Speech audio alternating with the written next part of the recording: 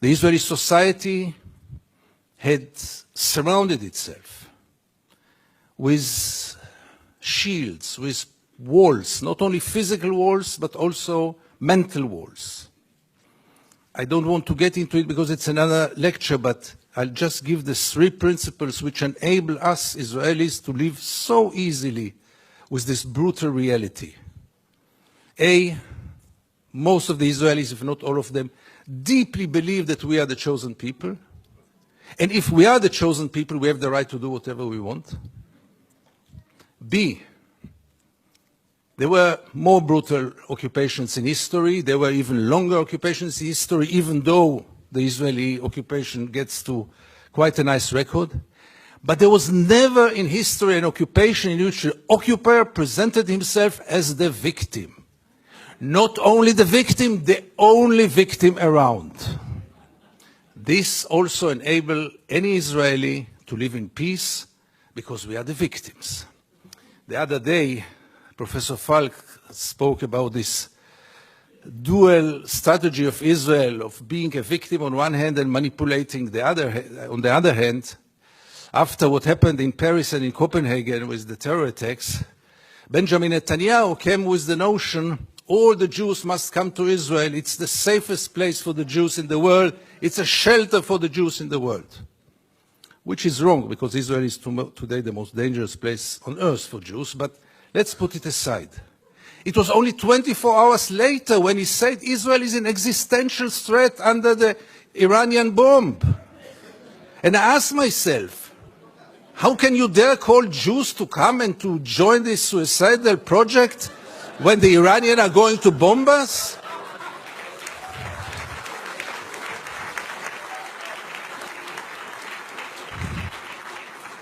But in Israel, everything goes, and both declarations were accepted as the only truth. And here I get to the 3rd set of values which enable us Israelis to live in peace with the occupation. And this is maybe the most crucial one and the worst one. We say victimization, we say chosen people.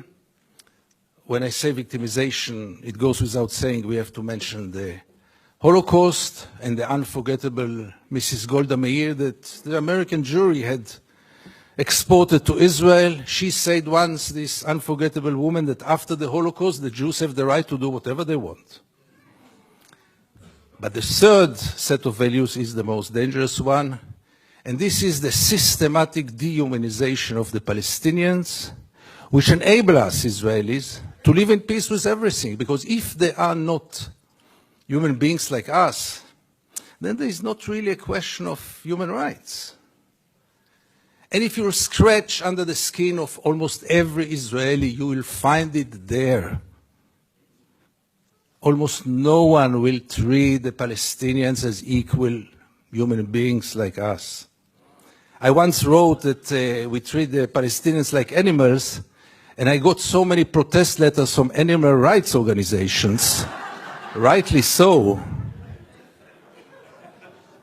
But by the end of the day, how many Israelis did ever try for a moment to put themselves in the place of the Palestinians for a moment, for one day? And I want to give you 2 examples which will demonstrate it. Many years ago, I interviewed then candidate for Prime Minister, Ehud Barak. And I asked him a question which I try to ask in any occasion. Mr. Barak, what would have happened if you would have been born Palestinian? And Barak gave me then the only honest answer he could give me. He said I would have joined a terror organization. What else would have he done? Would he become a poet? He doesn't know to write poems.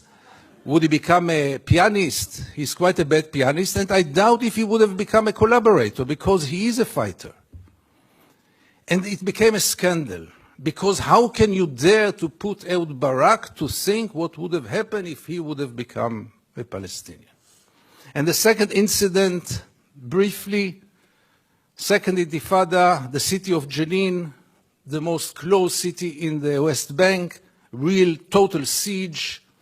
I go out from Jenin, I come to the checkpoint, a Palestinian ambulance is parking there with the red lights.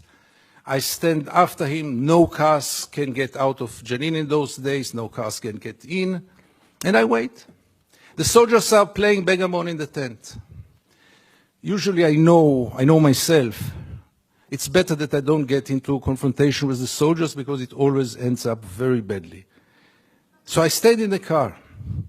But after 40 minutes I couldn't take it. And I went out to the car. From the car, I went first to the Palestinian ambulance driver and I asked him, what's going on? He told me that's the routine. They let me wait 1 hour until they come and check the ambulance. And I couldn't take it anymore. And I went to the soldiers. It became a confrontation. But the question that I asked them, which really brought them to direct their weapons toward me, was one. What would have happened if your father would have been lying in this ambulance? This freaked them out. They lost control. How can I dare to compare between their father and the Palestinian in the ambulance? And this set of beliefs that they are not human beings like us enable us Israelis to live in so much peace with those crimes, ongoing crime for so many years, with losing any kind of humanity, values. I heard today people talk about Jewish values. I must be frank with you, I don't know what are Jewish values. I know what are universal values. Let's not get into it, really.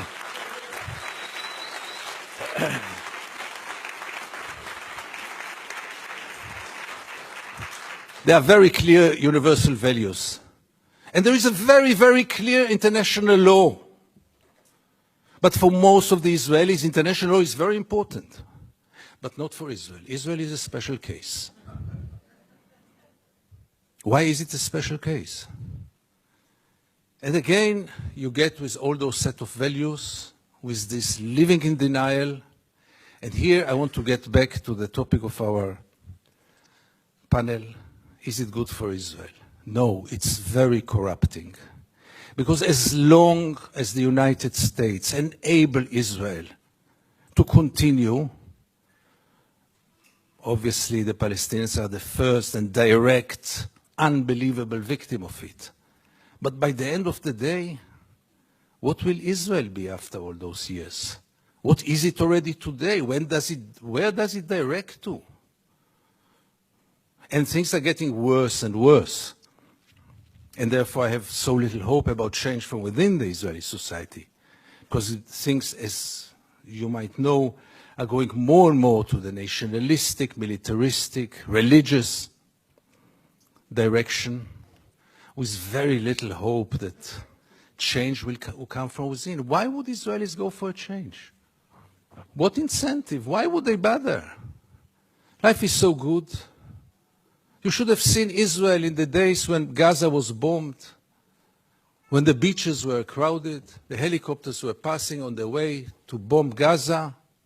The Israeli TV hardly showed photos from there. Newspapers hardly wrote anything. I wrote one article about the responsibility of the pilots, and I needed to use bodyguards to get out of my home after this.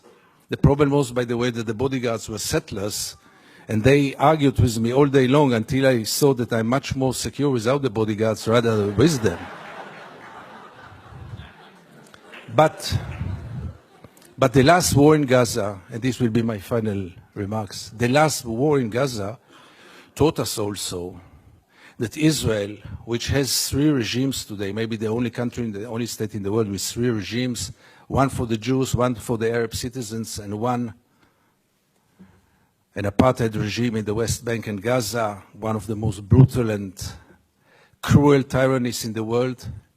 But even for the facade, even for this democracy, which I always thought is a democracy for its Jewish citizens, I realized last summer that it is a democracy for its Jewish citizens, but only if they think like the majority. And therefore, and by this I want to conclude, I want to tell you all that few of us, very few, much too few, but few of us are looking to the West, Europe, and then United States, with a great hope because we lost hope in Israel. Thank you very much.